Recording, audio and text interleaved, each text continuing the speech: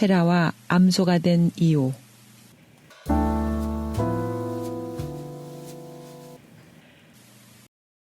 헤라는 어느 날 갑자기 날이 어두워지는 것을 보고 이것은 필시 남편인 제우스가 세상에 알려지기 꺼리는 소행을 저지르고서 그것을 감추려고 구름을 일으킨 것이라 생각하였다. 헤라가 구름을 헤치고 보니 남편은 거울같이 잔잔한 강 기슭에 있었고 그 곁에 한 마리의 아름다운 송아지가 서 있었다. 헤라는 이 암송아지 속에는 분명히 인간의 모습을 한 아름다운 ним프가 숨어 있을 것이라고 생각하였다. 그것은 사실이었다.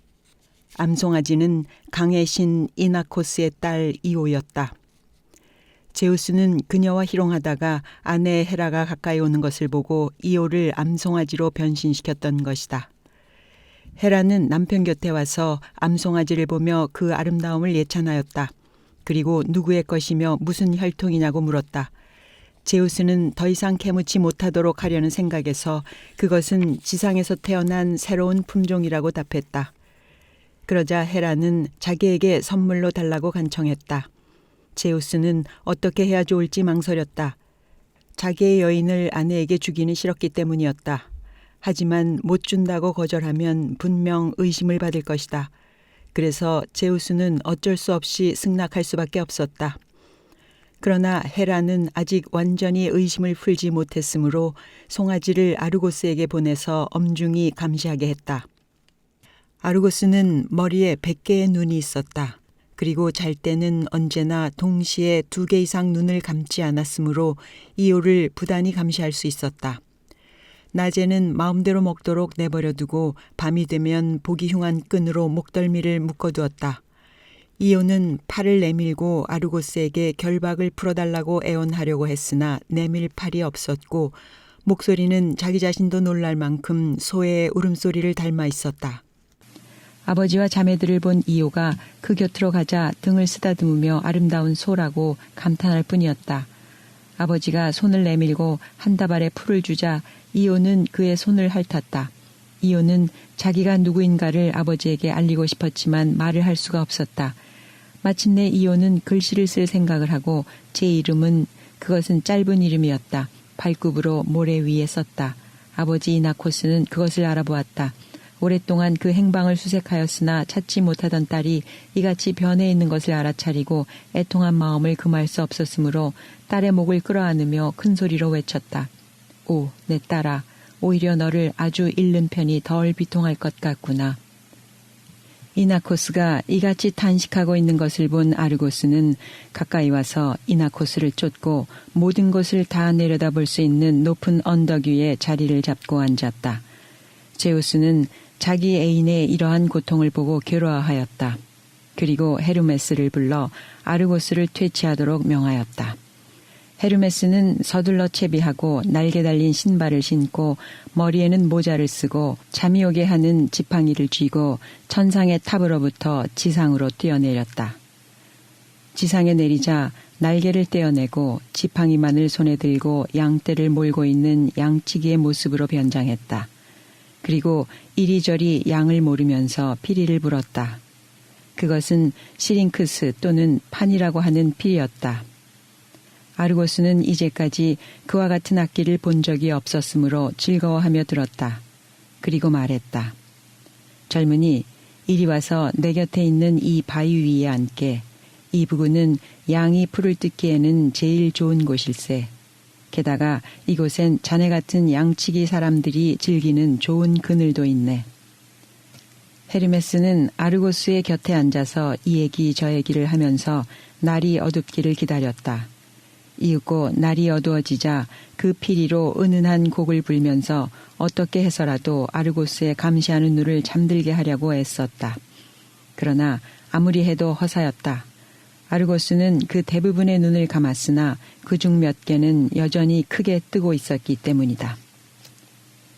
헤르메스는 자기가 불고 있는 악기가 어떻게 발명되었는지를 아르고스에게 이야기했다.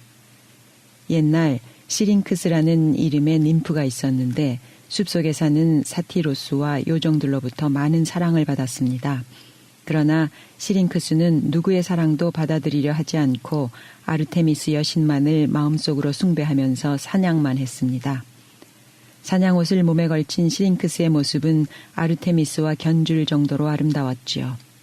그 둘의 다른 점은 시링크스의 활은 뿔로 되어 있었으나 아르테미스의 활은 은으로 되어 있었다는 점뿐이었습니다. 어느 날 시링크스가 사냥에서 돌아오다가 판을 만났는데 판은 그녀를 온갖 말로 설득하기 시작했습니다. 시링크스는 그의 찬사에 귀도 기울이지 않고 달아났습니다. 그는 시냇가에서 제방까지 시링크스의 뒤를 쫓아 그곳에서 그녀를 붙잡았습니다. 시링크스는 다급히 친구인 물의 님프들에게 구원을 청할 도리밖에 없었습니다. 님프들은 그녀가 외치는 소리를 듣자 곧바로 승낙했습니다. 판의 팔이 시링크스의 목을 끌어안자 놀랍게도 그것은 한 묶음의 갈대로 바뀌어 있었습니다. 그가 탄식을 하자 그 탄식은 갈대 속에 울리면서 구슬픈 멜로디를 발했습니다.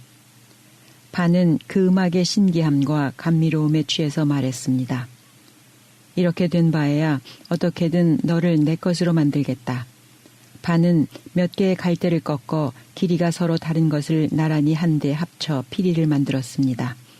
그리고 그것에 그 님프의 이름을 따서 시링크스라는 이름을 붙였습니다. 헤르메스는 이 이야기를 다 끝내기도 전에 아르고스의 눈이 전부 감긴 것을 보았다. 그의 머리가 가슴 위에서 끄덕이고 있을 때 헤르메스가 한 칼로 그의 목을 베자 머리가 바위 위로 굴러 떨어졌다. 오, 불쌍한 아르고스여, 그대의 100개의 눈빛이 일시에 꺼져버렸구나. 헤라는 이 눈들을 빼내어 자기 공작의 꼬리에 장식으로 달았다. 그래서 오늘에 이르기까지 그 눈들은 공작의 꼬리에 달려있게 되었다. 헤라의 복수심은 더욱 불타올랐다. 그녀는 이오를 괴롭히기 위하여 한 마리의 등해를 보냈다. 등해는 이오를 추적하며 온 세계를 날아다녔다. 이오는 이오니아 해를 헤엄쳐 도망쳤다. 이 바다의 이름은 이오의 이름을 따서 붙인 것이다. 그리고 일리리아의 들을 방황하고 하이모스의 산에 오르고 트라기아 해협을 횡단하고 그 때문에 이 해협은 보스포로스 괄호 열고 소가 건넜다는 뜻 괄호 닫고 라고 부르게 되었다. 다시 스키타이를 지나 킴메르인이 사는 나라를 배회하다가 마침내 네일로스 괄호 열고 나일 괄호 닫고 강 기슭에 다다랐다. 이때 비로소 제우스가 앞으로는 이오와 관계를 끊겠다고 약속하였으므로 헤라도 이오를 원래의 모습으로 회복시키는 데 동의하였다.